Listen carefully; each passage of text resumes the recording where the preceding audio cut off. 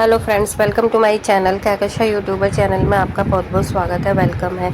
तो फ्रेंड्स, हम आपको बता दें, इंडियन आइडल सीज़न 12 के विनर पवनदीप राजन के तो सॉन्ग काफ़ी ज़्यादा अभी लाइनअप में हैं कि वो कब कौन सा अपना सॉन्ग गाने वाले हैं और उन्होंने कहाँ कहाँ पे उसका शूट करा है।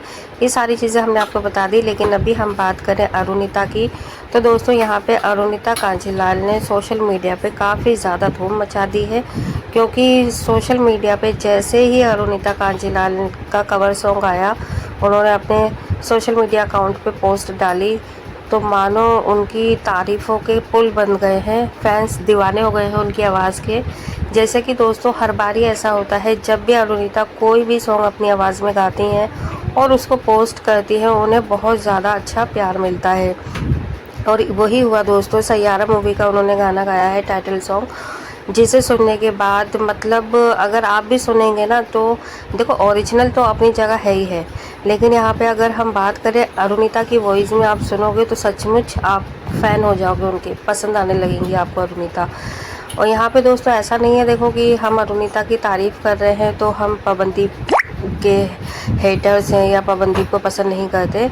हमने आपको शुरू से ही ये चीज़ बोली है, जो चीज़ एक्चुअल है वो चीज़ ही हम आपको बताते हैं, जो जेन्युइन है वो बताते हैं, और जो जिसका राइट है वो उसको मिलेगा ही। अगर उन्होंने अच्छा गाया है तो हम उसकी तारीफ़ भी करेंगे, और अगर कुछ गलत करती है तो वो भी हम आपको बोलते हैं। तो यहाँ पे दोस्तों देखिए, सारी चीज़ें हमने आपको क्लियर कर ही दी हैं कि जो पवनदीप हैं उनके भी, देखिए, हमने आपको अपनी पिछली वीडियो में बताया था, काफ़ी ज़्यादा तारीफ़ें की थी सागर कटवाल जी ने, और फिर सागर जी ने काफ़ी चीज़ें बताई थी कि उन्होंने कैसे रिकॉर्डिंग करी पवनदीप ने, और कितनी ज़्यादा उन्हें मुश्किलें हुई, कितनी नहीं हुई। हालांकि उन्होंने इस बारे में कोई भी ऐसी चीज़ नहीं बोली थी कि जिसे सुन के हमें अफसोस होता या दुख होता कि हाँ, पवनदीप पेन में है या अभी उन्हें दर्द है या फिर वो अभी तकलीफ़ में है फिर भी वो गाना गा रहे हैं। तो दोस्तों ऐसा कुछ भी नहीं उन्होंने बोला।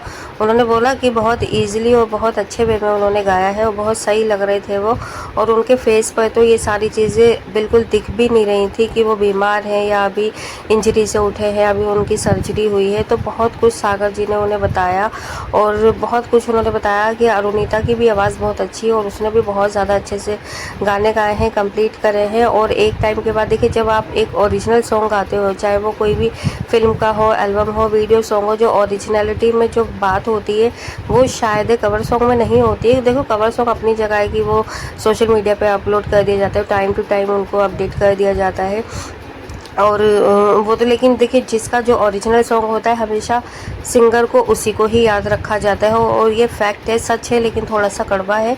जो ओरिजिनल जिसने गाया होगा, बात उसी की होती है सबसे पहले, और कॉपी की बाद में होती है। तो वही चीज़ है यहाँ पर, इसीलिए सागर जी काफ़ी ज़्यादा एक्साइटेड थे अपनी इस मूवी को लेकर, और ज़्यादा, और इसीलिए उन्होंने तारीफ़ की थी कि देखिए, यहाँ पे जो 3 गाने ओरिजिनल पवनदीप राजन ने गाए हैं और 3 ही सॉन्ग यहाँ पे अरुणिता कांजीलाल के हैं, तो दोनों के ही 3-3 सॉन्ग हैं। अब इसमें किस किस को, कौन से गाने को मर्ज किया जाएगा एक दूसरे के साथ में, वो खैर अभी डिसाइडेड नहीं है। बाकी दोस्तों, दोनों की ही रिकॉर्डिंग कंप्लीट हो चुकी है, यहाँ पे अरुणिता की भी और पवनदीप राजन की भी। लेकिन यहाँ पे अरुणिता ने एक सरप्राइज़ दे दिया। यहाँ पे देखिए, काफ़ी कल से यही बात हो रही थी पवनदीप और अरुणिता के गानों को लेकर, हिंदी फिल्मों के, और इसी के चलते यहाँ पर बहुत सारी चीज़ें और भी सागर जी से बात हुई थी, और उन्होंने यही कहा कि अगर ओरिजिनल गाने जैसे अच्छे होते हैं, जो सुपर डुपर हिट हो जाते हैं, वो सालों साल चलते हैं, जनरेशन टू जनरेशन चलते हैं वो सॉन्ग, और उनको पसंद किया जाता है। तो दोस्तों देखिए, यहाँ पर अभी हम ये इसलिए बता रहे हैं क्योंकि यहाँ पर दोनों को ही बहुत सारे काम मिल रहे हैं, दोनों ही बहुत ज़्यादा बिजी चल रहे हैं अपने अपने सॉन्ग्स को, वीडियोस को लेकर, परफॉर्मेंस को लेकर, अपने जो रिकॉर्डिंग है उन सब को लेकर।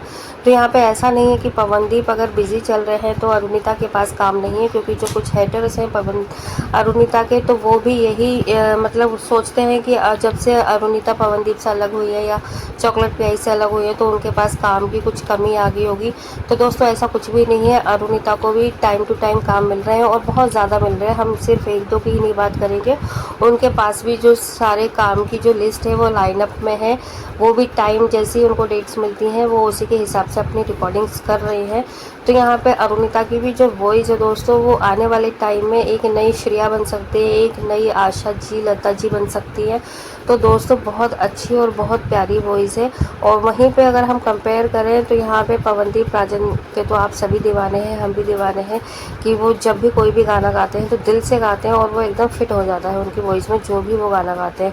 अब अगर हम बात करें दोस्तों यहाँ पे इंडियन आइडल 16 की कि आखिर इंडियन आइडल 16 कब शुरू हो रहा है और ऑडिशन कहाँ कहाँ कंप्लीट हो गए। तो देखिए 26 जुलाई को कोलकाता में ऑडिशन, जो ग्राउंड ऑडिशन थे वो कंप्लीट हो चुके हैं और वहाँ पे जितने भी मतलब सिलेक्ट करना था वो कर लिया है कैंडिडेट को।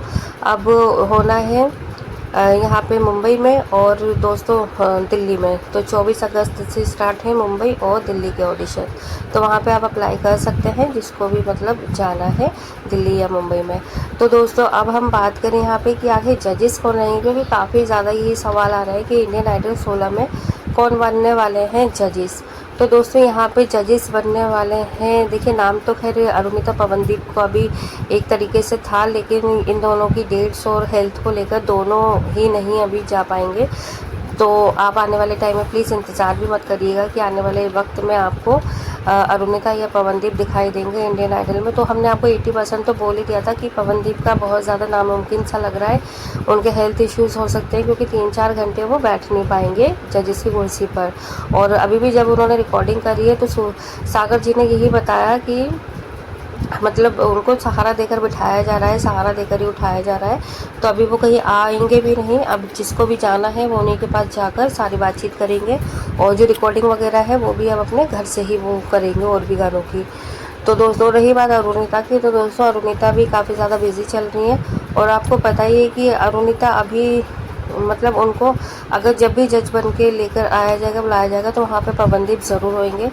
तो नेक्स्ट ईयर के लिए दोस्तों हम वेट कर सकते हैं कि नेक्स्ट ईयर हो सकता है इन दोनों के बीच में सारी प्रॉब्लम्स और जो भी हेल्थ इश्यूज़ हैं वो सब ख़त्म हो जाएंगे और फिर इन दोनों को हम जज बनते हुए देख पाएंगे। लेकिन अभी कौन आ रहा है जज बनने में वो हम बता देते हैं जिसके चांसेस ज़्यादा लग रहे हैं, क्योंकि अभी भी ये चीज़ खुल के नहीं आई है। और ये भी आपको पता है कि देखिए 2 जजेस के जो नाम होते हैं वो तो ऑलमोस्ट कंफर्म हो ही जाते हैं पहले से, लेकिन एक जज ऐसा होता है जो कि चैनल जो है ना सरप्राइज़ रखता है, तो वो बिल्कुल एट अ टाइम पे बताता है। तो वो शायद अभी हमको भी ना पता चले, हम भी सिर्फ एक आइडिया ही लगा सकते हैं। बाकी देखिए जिसके सबसे ज़्यादा चांसेस हैं आने के वो श्रेया जी हैं कि श्रेया जी को दोबारा बुलाया जाएगा इंडियन आइडल 15 में।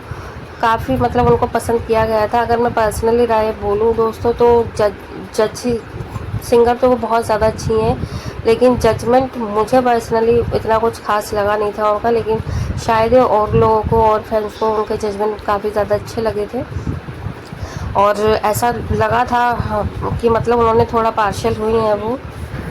लेकिन शायद कुछ लोगों को ना लगा हो कि या चैनल वालों को लगा हो कि वो एक अच्छी जज बन सकते हो, और हो सकता है जो गलतियां उन्होंने पिछले सीज़न में करी इस सीज़न में ना करें। लेकिन एज अ सिंगर वो काफ़ी ज़्यादा सीनियर भी है और काफ़ी चीज़ों की उन्हें परख भी है, तो वो अपना जजमेंट अच्छा दे सकती हैं। तो उनके चांसेस 90% चांसेस हैं कि श्रेया जी को हम दोबारा देख पाएंगे इंडियन आइडल में। और हम देखना भी चाहते हैं कि वो आएँ और पहले में और अब में क्या मतलब डिफरेंसेस है क्या है, तो उस तरीके से जज करेंगे उन्हें भी। और दूसरी चीज़ ये है कि विशाल दादलानी आएंगे या नहीं आएंगे, तो ये चीज़ तो पहले ही क्लियर हो चुकी थी कि विशाल दादलानी इंडियन आइडल 16 में नहीं आएंगे और वो आ भी नहीं रहे हैं, ये कंफर्म है 100%। अब विशाल दादलानी की जगह कौन रिप्लेस होता है देखने वाली बात यही होगी, और वही सरप्राइज़ गेस्ट रहेंगे, सिंगर रहेंगे, जज रहेंगे। लेकिन यहाँ पे दोस्तों बड़ा नाम आ रहा है, विशाल दादलानी की जगह शंकर महादेवन भी आ सकते हैं। तो अगर वो आएंगे तो सीरियसली पर्सनली हमें काफ़ी ज़्यादा एक्साइटमेंट है उनको सुनने की, देखने के लिए।